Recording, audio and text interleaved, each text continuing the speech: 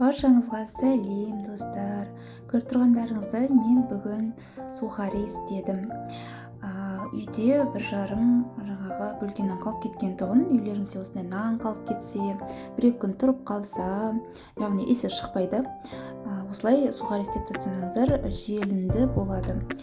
Мен мына жерде бөлке нанды, бір жарым бөлке нан турадым, осылай көбік-көбік қылып. Енді осыған спецтерді араластырып пісіріп алатын боламын. Әсіресе бұны балдар жақсы жейді, ермекке жеп қоятын болады.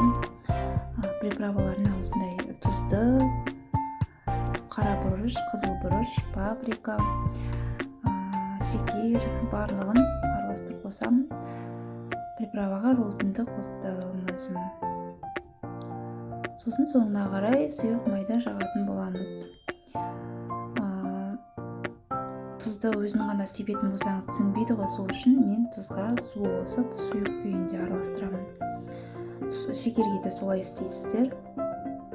Қалғандарын өздерін былай араластыра бересіздер.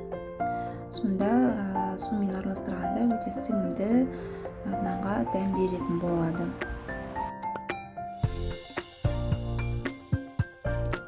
Осылай жақсылап ерітіп алып, нанымыздың үстінен барлық жағына тиетіндей етіп құйып шығамыз. Шекерімізді де солай істеп шығамыз.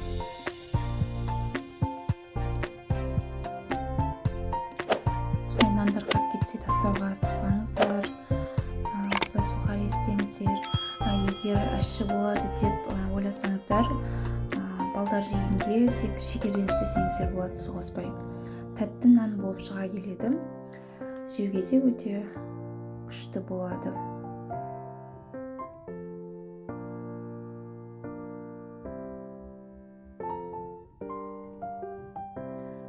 Әрине, мен мына жерде көп-көптеп бұрыштар қосып жатырмын. Өздеріңіз білесіздер, аздау қосам десеңіздер қатты аш болып кетеді деп ойласаңыздар, аз көлемде істеп көрсеңіздер болады. Мүлде приправа қоспай да істеуге де болады сухариді. Әркімнің өзінің қалауы бойынша. Менде осылай ащы күйінде біз отбасымызбен жақсы көреміз. Как андай магазиннен келешке алып жегенде болады, дәмі керемет шығады.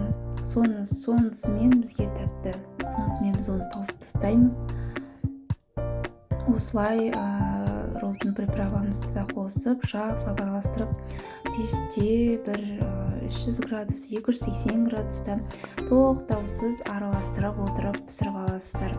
Бұл тез пісіп қалады, қайта-қайта қарап, жиі-жиі бақылауда ұстап пісіріп алыңыздар. Осы рецепт сіздерге ұнап жатса, міндетті түрде жасап көріңіздер. Комментарияға қалай шыққанын сіздерде өздеріңіздің рецептеріңізбен бөлісіңіздер.